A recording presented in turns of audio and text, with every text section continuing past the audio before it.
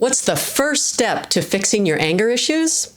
Admit you have an anger issue. Before we can make progress in anything in life, we need to know our starting point. Being able to admit where you're actually at is the hardest part of growth. It's too difficult to admit that we're falling short, that we feel like a bad person. So instead of working toward a productive goal that could be life-changing, like fixing your anger or anxiety issues, we reinvent the goal. We make excuses, we put the blame on our spouse if they weren't so negative, if they weren't so emotional, if they didn't shut down. I wouldn't get so angry. We focus on what's wrong with our partner because we can't sit with our goals. Goals that would actually mold you into the person that you want to be. Nobody wants to feel like a failure, so we project. We find ways to make ourselves feel better. If you keep pointing the finger at your partner, you'll be satisfied with where you're at and never push yourself to change. This is how we get stuck and lose sight of progress. Everyone has biases, issues, imperfections, inaccurate self-perceptions.